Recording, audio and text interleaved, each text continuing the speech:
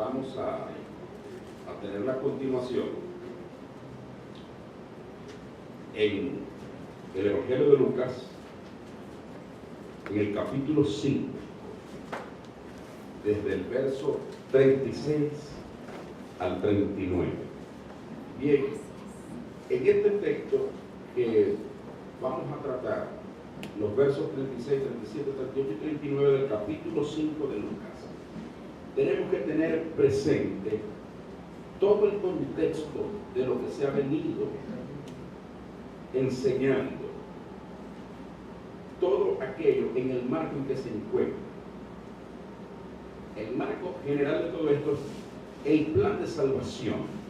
Y Lucas nos ha dejado esto, lo cual hemos venido revisando durante varios domingos, desde el momento en que Jesús fue bautizado, fue llevado al desierto, volvió en el poder del Espíritu y leyó en la sinagoga de Nazaret, como registra el capítulo 4 de Lucas, del verso 16 en adelante, diciendo todo lo que había profetizado Isaías cuando viniese el Mesías.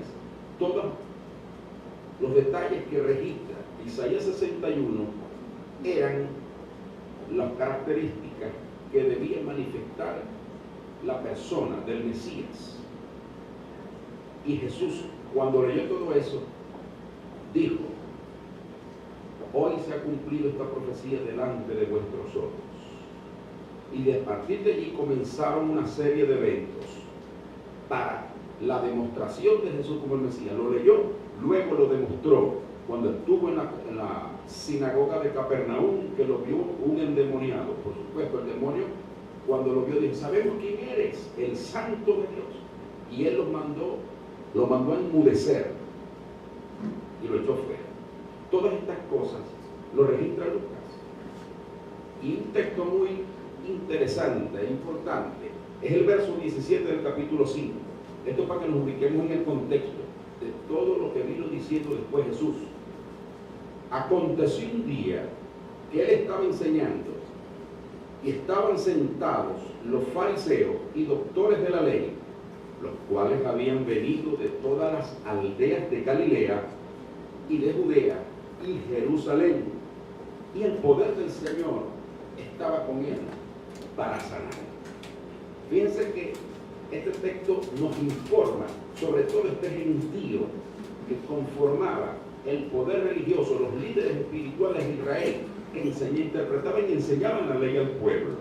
Venían con un solo propósito: ver en qué podían agarrar a Jesús para ir en contra de él. Y ocurren una serie de cosas. Y una de esas cosas es, en el verso 30 del capítulo 5 dice: y los escribas y los fariseos murmuraban contra los discípulos, diciendo: ¿por qué coméis y bebéis con publicanos y pecadores? Respondió Jesús por ello y les dijo: los que están sanos no necesitan de mí, sino los enfermos. No he venido a llamar justos, sino pecadores al arrepentimiento. Entonces volvieron a soltarle otra perlita y le dicen: entonces ellos le dijeron, los fariseos y los escribas: ¿por qué los discípulos de Juan ayunan muchas veces y hacen oraciones, y así mismo los de los fariseos, pero los tuyos comen y beben? Fíjense cómo se fijaban en todo, pero ellos no entendían qué era lo que ocurría. Él les dijo: ¿podéis acaso? Estoy en el verso 34 del capítulo 5 de Lucas, repasando el contexto inmediato de lo que vamos a leer a continuación. ¿Podéis acaso hacer que los que están de bodas ayunen entre tanto que el esposo está con ellos?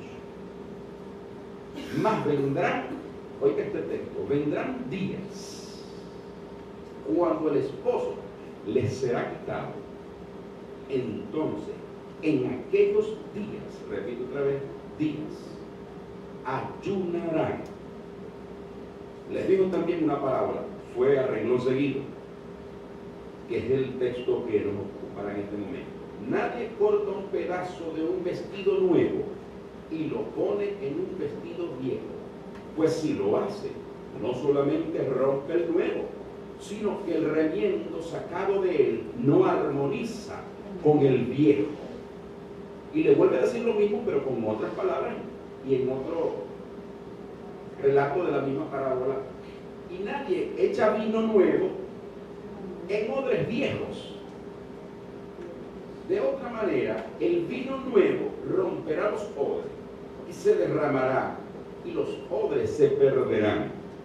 Mas el vino nuevo en odres nuevos se ha de echar. Y lo uno y lo otro se conservan. Y ninguno que beba del añejo quiere luego el nuevo, porque dice, el añejo es mejor. Fíjense todas estas palabras, ¿a qué se refiere esto? ¿Cómo qué relación tendrá esto que está aquí? Precisamente, para mí, la parte, por lo que dice el texto, más vendrán días, después de la respuesta que le dio Jesús acerca del ayuno, vendrán días cuando el esposo le será quitado, ¿verdad? Entonces en aquellos días ayunarán. Aquí hay, en este texto, una pregunta obligada. ¿A qué día se refería Jesús? ¿Y cuándo ocurriría que el esposo, que era Jesús precisamente, y los discípulos que estaban con él, andaban, como decir, de boda? Les ilustró eso. Como estaba con ellos, por eso es que comían y bebían, porque el esposo estaba allí. Pero que vendrían unos días donde el esposo sería quitado. Y luego dice, entonces, en aquellos días ayunarán. Entendamos que cuando dice vendrán días, ¿cuándo? Ahí está ese adverbio de tiempo. Entonces preguntamos, ¿cuándo fue eso? Lo claro es claro, dentro del contexto de lo que viene hablando el Señor, como el Mesías, vendría ese día en que el Señor sería ascendido a la diestra del Padre. Él se lo comunicó.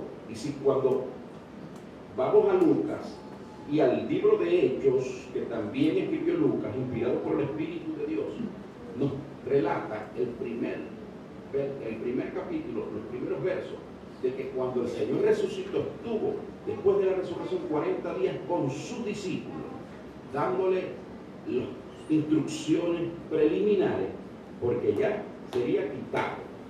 Pero ya el Señor les había dado una promesa de que no los dejaría huérfanos ni solos, que enviaría otro consolador, tal cual como se registra en el capítulo 16 de Juan. No los dejaré huérfanos, os enviaré otro consolador.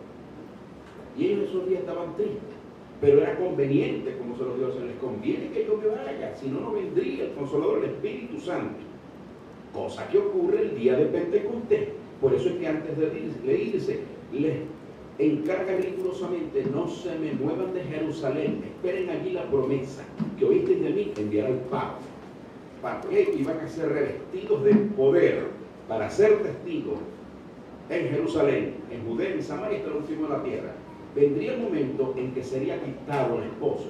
Y fue cuando en el momento, como registra Hechos 1, 9 al 11, que hubo un momento en que cuando les dio estas palabras, y habiéndolos, bendiciéndolos, él fue alzado. Ahí fue quitado. Y comenzó a desaparecer en el cielo, entre las nubes. Y los dos varones que estaban allí, con vestiduras resplandecientes, dos seres celestiales, le dijeron, varones galileos, ¿qué miras al cielo? Este mismo Jesús que ha sido tomado de vosotros o quitado, así mismo vendrá como le habéis visto ir. Allí fue quitado el esposo. Amén. Entonces, cuando comienza a decir que nadie pone un pedazo de un vestido nuevo y lo pone en un vestido viejo, pues si lo hace, no solamente rompe el nuevo, sino que el remiendo sacado de él no armoniza con el viejo. Y el Señor, por eso dice el relato del verso 17 del capítulo 5, que habían venido los doctores de la ley, es decir, los sabios de ese momento, que no la pensaban y no pelaban al Señor Jesús para cuestionarlo, criticarlo, como los grandes opositores del Señor.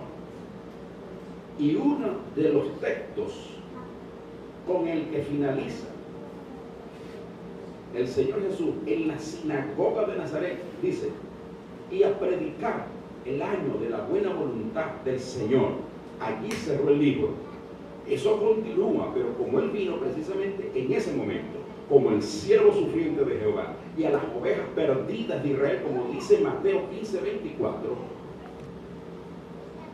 precisamente a darle inicio a un nuevo pacto.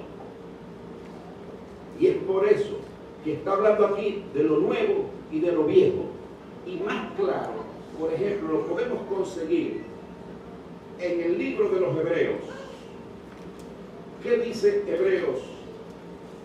Vamos a leerlo del contexto general. Que todo tiene que ser Biblia con Biblia. Hebreos capítulo 7:22. Hebreos 7:22 nos dice: por tanto Jesús es hecho fiador de un mejor pacto.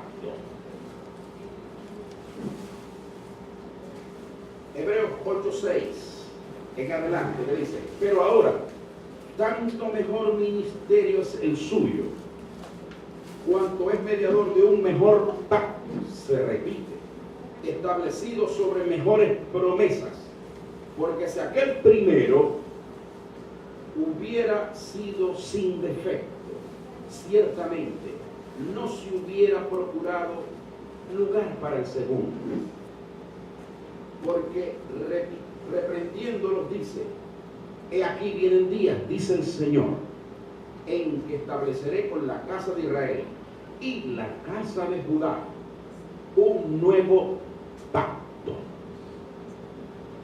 no como el que hice con sus padres el día que los tomé de la mano para sacarlos de la tierra de Egipto, porque ellos no permanecieron en mi pacto, y yo me desentendí de ellos, dice el Señor. Por lo cual, este es el pacto que haré con la casa de Israel. Después de aquellos días, dice el Señor, pondré mis leyes en la mente de ellos, sobre su corazón las escribiré, y seré a ellos por Dios, y ellos me serán por pueblo. Y ninguno enseñará a su prójimo, ni ninguno a su hermano, ni diciendo, conoce al Señor, porque todos me conocerán, desde el menor hasta el mayor de ellos. Porque seré propicio a sus injusticias, y nunca más me acordaré de sus pecados y de sus iniquidades. Al decir nuevo pacto, ha dado por viejo al primero, y lo que se da por viejo y se envejece está próximo a desaparecer. 9:15 Hebreos. Así que por eso es mediador de un nuevo pacto, para que interviniendo la muerte para la remisión de las transgresiones que había bajo el primer pacto, los llamados reciban la promesa de la herencia eterna. Esto lo dice en el sentido cuando aquí dice el autor de los Hebreos, dos textos anteriores: porque si la sangre de los toros y de los machos cabríos y las cenizas de la becerra rociado a los inmundos santifican para la purificación de la carne, cuánto más la sangre de Cristo, el cual mediante el Espíritu eterno se ofreció a sí mismo sin mancha a Dios, limpiará vuestra conciencia de obras muertas para que sirváis al Dios vivo. Vemos allí la carta a los Hebreos. Es un documento que contiene maravillosas revelaciones de parte de Dios, hablando tanto del primer pacto como del nuevo que estableció el Señor, y lo pone a él como el fiador, como el mediador, que es lo que el Señor está tratando de decir aquí por parábolas, porque si no era por parábola, el Señor no hablaba al pueblo, tal como lo dice en Mateo 13, donde registra que si no era por parábola, no les hablaba para que se cumpliese lo dicho por el profeta. En el Salmo 78:2, cuando dice: abriré mi boca, Recuerde que en el Nuevo Testamento dice parábolas, pero en el Salmo 78:2 dice, abriré mi boca en proverbios y declararé cosas antiguas. Y aquí está hablando de una de esas parábolas o proverbios, como hablaba el Señor, y les está diciendo esto que conseguimos aquí en la forma como lo expresa la versión Reina Valera del 60, que ese trozo de tela nueva para ponerla en un vestido viejo no armoniza para nada. El Señor traía promesas, el Señor traía cosas que hacer en esta tierra como el Mesías. Por esa razón, en la secuencia que traemos de Lucas podemos entender muchas de esas partes que no nos parecen muy claras, textos difíciles. Tenemos que leerlos en el contexto para poder tener claridad al respecto.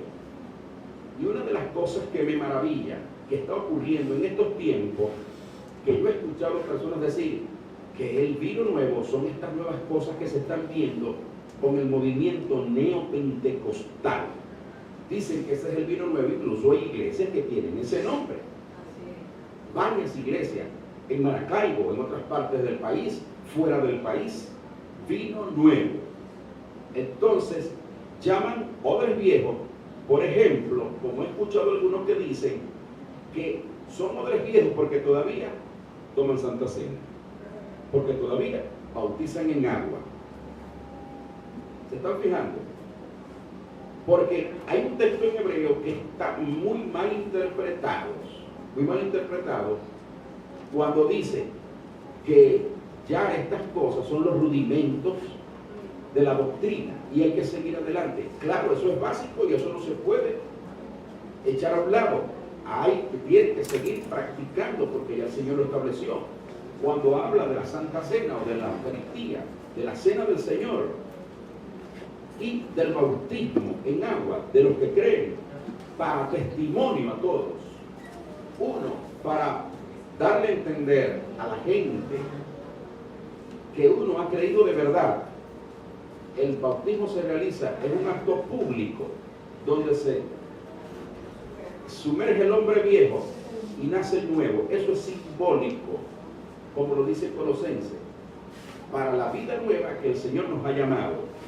Sencillamente lo hacemos simbólico, pero después lo ponemos en práctica a través de nuestra vida, en nuestro andar diario con el Señor, que se tiene que ir reflejando la imagen y la semejanza de Dios en nosotros a través de frutos dignos de arrepentimiento, donde hay cambio en el carácter, en la forma de hablar, de pensar, de actuar, de que de verdad hemos nacido de nuevo. Dígame. Entonces, eso que ellos dicen que es odre viejo, somos nosotros, la iglesia que hace cosas que ellos no están de acuerdo. Exactamente. Yo conozco hermanos que comenzaron, que yo evangelicé y luego se hicieron ministros en la iglesia donde fuimos miembros. Y ahora él es apóstol. Primero fue pastor, ahora es apóstol. Ya allí no dan, o sea, clases para bautismo porque no existe para ellos el bautismo, porque ya eso es, no bautizan ni toman Santa Cena. Sí, es así, yo lo conozco, aunque yo no he conversado con él, pero hay otros amigos, hermanos, que han ido en estos días. Uno se fue a entrevistarse con ese señor para ver si se congregaba allí. Bueno, pero aquí está muy claro que es lo que el Señor establece para su pueblo. Amén. Los textos que hemos leído son claros. Cuando habla de nuevo y habla de viejo, se está refiriendo nada más y nada menos que al pacto que ya estaba por salir de circulación y establecer el nuevo pacto en su sangre, que por él, por la humanidad, iba a ser derramada para perdón de pecados. Como dice el texto de 1 de Corintios, que siempre lo leemos porque es muy alegórico y nos da a entender sobre este particular. Cuando dice,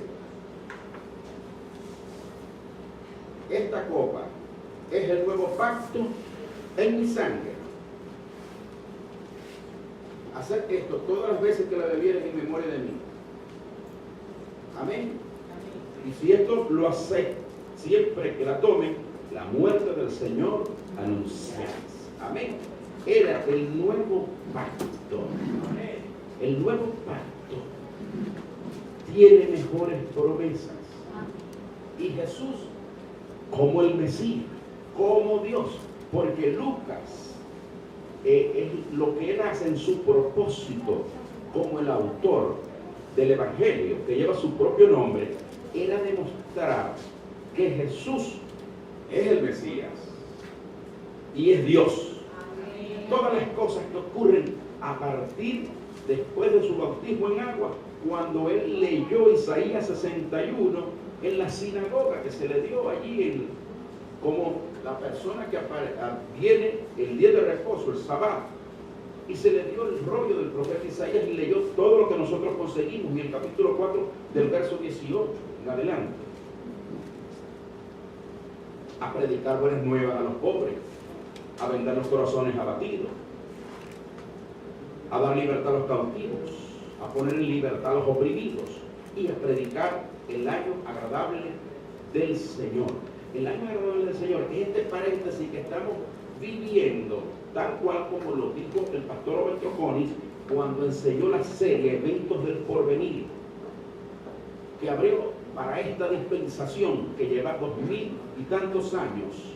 Ese es el año agradable del Señor, el jubileo tal cual como lo dice Levíticos 25.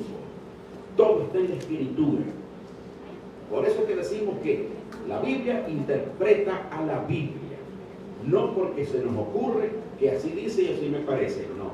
Tiene que ser la Biblia con la Biblia. Y fíjense qué cosas el Señor las repite, porque son firmes de parte de Dios para que las entendamos. Todo lo que está registrado aquí, como lo hemos dicho, cumple lo que le dijo el Señor a Moisés, y Moisés lo escribió, lo registró en Deuteronomio 29, cuando dice: las cosas secretas u ocultas pertenecen a Jehová nuestro Dios, y las reveladas a nosotros y a nuestros hijos para que vivamos por ellas. Ok, todo lo que está registrado aquí es lo que necesitábamos saber. Por eso aparece aquí, y sin duda el Espíritu Santo vendrá cuando uno con espíritu humilde y de discípulo busca al Señor. Dios no puede mentir. Si uno pide, se le dará. Si uno busca, encuentra. Y si toca, se le va a abrir. No hay de otra. Tal cual como está registrado en la Biblia. No puede ser nada de mi imaginación, de mi parecer, de mi sabiduría. Sabiduría yo no tengo. La que tengo es prestada porque el Señor me la ha facilitado para este periodo como pastor, para enseñar, para apacentar. Porque estamos viviendo tiempos peligrosos, donde la apostasía campea en la iglesia. Muchos han saltado ya la talanquera. Yo los conozco. Y no reconocen que están interpretando muy mal las Escrituras, lo cual los está llevando a la perdición, como dice 2 de Pedro capítulo 2, versos 1 al 3. Con respecto a ello, la condenación no se tarda.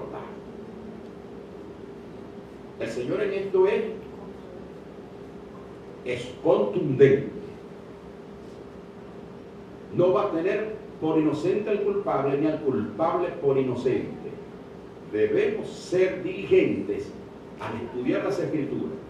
Sigamos adelante. Ya tenemos claro esta parte de la parábola del 36 al 39. Solo esto armoniza precisamente Biblia con Biblia. Y cuando dice aquí, para que armonice lo uno y lo otro, tiene que ser nuevo con lo nuevo. Por eso es que los israelitas rechazan a Jesús como Mesías, porque para ellos lo perfecto era la ley, el primer pacto. Y ya lo leímos en Hebreo, que si ya se daba por viejo, estaba envejecido, y era por sus defectos, porque lo que el plan de Dios decía es tal cual cuando Jesús está en la cruz, dijo: consumado es. Y en ese capítulo 17 de Juan, cuando dice: la obra que me diste que hiciese en la tierra, la he terminado. Yo sé que el Señor lo que quiso decir es: nada les falta, nada les sobra, perfecto. Todo lo que se necesitaba para que el hombre fuese salvo, volver al Señor, Jesús lo hizo en la cruz. Nadie puede agregar a eso nada, ni quitarle, como se está haciendo hoy en día con estas doctrinas. Cuando establecen lo de la guerra espiritual, lo de una liberación con un grupo élite de la iglesia. Están viendo cómo las cosas se caen por su propio peso. Así que, más el vino nuevo, en odres nuevos se ha de echar. Lo uno y lo otro se conservan. Amén. Aquí armoniza. El Señor, ¿cuántas veces no tuvo encuentros con los fariseos, con los saduceos? Todo lo que ellos querían era agarrarlo en alguna palabra para ponerlo preso y matarlo. Muy consagrados los muchachos, muy llenos de amor, que querían asesinar al Señor. De hecho, en el plan de Dios estaba que muriera.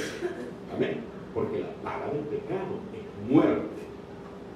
Y así dar inicio en Pentecostés aquellos días donde los discípulos ayunarían. Amén. Porque el pozo sería quitado. Y de hecho, se fue, está a la diestra del Padre, pero no está ausente. Amén. Él dijo, vendré a vosotros. El Padre y yo haremos morada con el que abre su corazón de verdad. Lo dice en Juan. Vendremos a él y haremos morada con él. Amén. Pero es cuando nosotros obedecemos la Escritura. Creemos como para confiar y obedecer. Obediencia, porque ese fue el problema del primer Adán, desobediencia. Y por la obediencia del postrer Adán, estamos de nuevo instituidos en la gloria del Señor a través del arrepentimiento, el nuevo nacimiento, la limpieza de nuestro pecado, y vino a morar su Espíritu Santo posterior a su muerte, resurrección y ascensión. Amén. Cuando Cristo fue glorificado, como le dijo en Juan 17, glorifica a tu Hijo con aquella gloria que tuve contigo antes que el mundo fuese. Amén. Es decir, que volvería al Padre. Y él se los dijo, vine del Padre, estoy un momento aquí y luego vuelvo al Padre. Amén. Fue quitado. Ahora los discípulos después ayunaban. Pero mientras el Señor estuvo en la tierra, no lo hacían, porque estaban, como decir, de bodas. Eso fue lo que quiso decir. Y mientras tanto hay bodas, la gente come, se alegra y está. Pero después vendría el día en que ya no estaría. Pasemos ahora a Lucas 6 al 19. Aquí hay otro relato que dice, aconteció también en otro día de reposo que él entró en la sinagoga y enseñaba. Y estaba allí un hombre que tenía la mano seca, que tenía seca la mano derecha. Amén. Fíjense que continuaba haciendo, tal cual como el relato que cuando Pedro predicó a Cornelio en el capítulo 10, verso 38, que dice, Jesús, cómo Dios lo ungió con Espíritu Santo y potencia, y cómo anduvo haciendo bienes y sanidades, y sanando a todos los oprimidos por el diablo. Amén. Aquí está él demostrando, como el Mesías, siempre, que le traían endemoniados y enfermos, que el Señor, ni corto ni perezoso, haciendo como dijo Isaías. Y le acechaban los escribas y los fariseos. Fíjense este detalle, para ver si en el día de reposo lo sanaría, a fin de hallar de qué acusarle. Fíjense, se vinieron de todas partes simplemente para caerle en callada, una confabulación. Ahí se había una compilación y del mismo infierno, hermano, porque el Señor los llamó hijos del diablo. Amén. Como dice Juan 8:44, vosotros sois hijos de vuestro padre, el diablo. Sin pelitos en la lengua. Y hay gente que se pone, no sé, se escandaliza cuando alguno de nosotros les dice a uno de estos, como decía papá, bellaco, sinvergüenza, diciendo cosas antibíblicas, que lo que traen es deshonra al Señor y a su evangelio. Y estos estaban allí precisamente, mas él conocía los pensamientos de ellos y dijo al hombre que tenía la mano seca, levántate y ponte en medio. Lo más maravilloso de esto es que el Señor no se arrugaba ni que, como hoy en día, mira, tranquilizante, vos sabéis que ahí están los detractores. El Señor no, los tenía bien puestos, sus pantalones. Dijo, ponete en medio mío. Y él, levantándose, se puso en pie, el hombre de la mano derecha seca. Entonces Jesús le dijo, os preguntaré una cosa, a confrontación decente, amorosa. ¿Es lícito en día de reposo hacer bien o hacer mal? Los arrinconó. Salvar la vida o quitarla. Se lo llevó a la instancia donde no hay para dónde coger. Yo creo que sanar es más de Dios, dar la vida es de Dios, lo otro no. Y mirándolos a todos alrededor, dijo al hombre, extiende tu mano. El hombre lo encontró. Él lo hizo así y su mano fue restaurada. Y ellos se llenaron de furor. Aquí comenzaron a convulsionar porque se les revolvieron todos los demonios. Y hablaban entre sí qué podrían hacer contra Jesús. ¿Qué hacemos? Le ponemos una bomba, lo envenenamos, le lanzamos una celada, lo invitamos a ir a una fiesta y de pronto allí que se forme una y... Qué gente tan malvada, hermano, perversa. Los tiempos, es decir, los seres humanos siguen en el mismo merecumbé de hacer maldad. Los fariseos modernos están aquí entre nosotros. No se han ido, porque el problema del ser humano es el pecado. Y eso fue lo que vino a resolver el Señor Jesús como el Mesías prometido. Amén. Él tenía que atar o destruir o anular por la cabeza a Satanás, inhabilitarlo para poner en nuestras vidas la vida de Él y ser salvos, instituidos en el reino, darnos una nueva vida, el reino de Dios, como decir allá la patria, la ciudadanía de donde nosotros somos ciudadanos de ese país, es el reino de Dios. Por eso la exhortación de Pablo primeramente fue del Señor,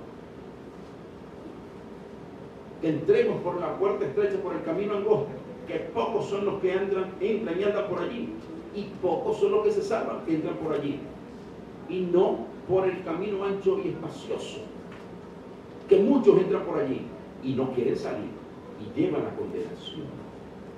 El Señor quiere que nosotros andemos en novedad de vida, expresando en toda nuestra vida el reino de Dios, la salvación, el nuevo nacimiento. Como dice 1 de Juan 2:6, el que dice que permanece, el que está en Cristo, debe andar como Él anduvo. Nosotros debemos ser como Él. Debemos ser como Él. A los que predestinó, a estos llamó, a los que llamó justificó, a los que justificó glorificó, para que fuesen conformados a la imagen de su Hijo, para que Él sea el primogénito, el mayor entre muchos hermanos. Eso lo dice Romanos 8, 29, 30.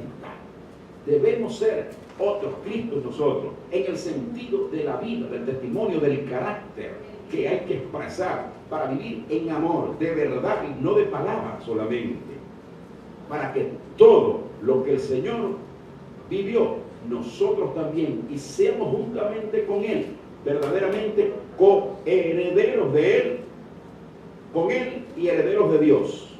Lo que hereda Cristo, lo heredamos nosotros, porque dice que somos coherederos con Él, con Jesús. Pero es sí, solo sí, son obedientes a estas palabras. No podemos andar en desobediencia.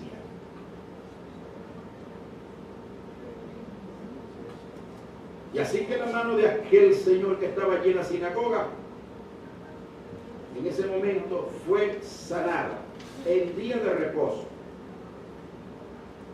En aquellos días, aquí hay otro pasaje que dice, el Señor en aquellos días, en aquellos momentos, fue al monte a orar y pasó la noche orando a Dios. Fíjense, pasó la noche orando al Señor para tomar la decisión de los que iba a llamar, de los discípulos que él llamó, y escogió a 12 de ellos, a los cuales también llamó apóstoles. A Simón, a quien también llamó Pedro, a Andrés su hermano, Jacobo y Juan, Felipe y Bartolomé, Mateo, Tomás, Jacobo, hijo de Alfeo, Simón llamado Celote, Judas, hermano de Jacobo, y Judas Iscariote, que llegó a ser el traidor. Hasta eso el Señor mismo. Yo creo que si a nosotros nos hubieran dado la tarea de elegir a los 12, nosotros no hubiéramos elegido a esos cabezañanos. Fíjense que estaba un traidor. ¿El Señor lo sabía, sí o no? Bueno, vamos a hacer un poquito de ejercicio. Si el Señor fue ungido, como dice uno de los salmos, más que sus compañeros con óleo de alegría, o sea, el Espíritu Santo estaba en él en plenitud. Los 9 dones que registra 1 Corintios 12 estaban en él. Él tenía que manifestarse, no como Dios, vamos a estar claros, porque él andaba como humano. En esos 33 años que pasó en la tierra, se limitó en el cuerpo humano. Por eso dio el primer ejemplo de la obediencia, y como por supuesto el ser especial que era, singular y único, tenía una unción, la presencia del Espíritu plena, total, y se manifestaban los dones del Espíritu, entre ellos el que se denomina en la Reina Valera don de ciencia, que conocía las cosas sin que nadie se las dijera, porque era mostrada directamente por el Espíritu, por ese don que se manifestaba. De manera sobrenatural conocía, y de esa forma él sabía que era, y él de todas maneras lo escogió. Vamos a ponerlo en un pensamiento humano, como que le dio el chance para ver si se arrepentía y pudiera, pero ya la Escritura decía que alguno se iba a perder porque el amigo querido lo iba a traicionar. Y es lo que ocurrió con Judas Iscariote. Y descendió con ellos y se detuvo en un lugar llano, en compañía de sus discípulos y de una gran multitud de gente de toda Judea, de Jerusalén y de la costa de Tiro y de Sidón, que había venido para oírle y para ser sanado de sus enfermedades. Fíjense que todos los gentiles seguían al Señor por alguna conveniencia o interés. Estos estaban enfermos, ok, es verdad que los enfermos, contra esto, quisiera que no hubieran enfermos, pero este cuerpo se enferma, tenemos limitaciones. ¿Queremos o no nos vamos a enfermar? No como uno que dicen, si vos crees no te vas a enfermar. Es que creyendo o no creyendo uno se enferma, porque hay una limitación humana. Yo no sé qué le pasa a algunos evangélicos. Cuando empiezan a pensar en cosas de fe, se vuelven locos. Creen que vuelan, que son inmortales, que le pegan un tiro por la cabeza y eso les rebota. No, hermanos, somos humanos. Lo único es que tenemos la nueva vida de Cristo, le creemos al Señor, amén. Y si el Señor quiere, hace esto o aquello, no como nosotros queramos. Debemos imitar al leproso aquel que le dijo, Señor, si quieres, puedes limpiarme. Él sabía que el Señor, como el Señor podía, porque ya conocía la fama de él. ¿Cómo hacía los milagros? Extiende tu mano. Y se le restauró inmediatamente. Tal, era hecho. Si quieres, puedes limpiar. No le digo si podéis. El poder podía, pero reconoció la soberanía de Jesús. Así que siempre había gente que le seguía por algún interés. Esto es lo que vemos registrado en estos textos y que salta a la vista.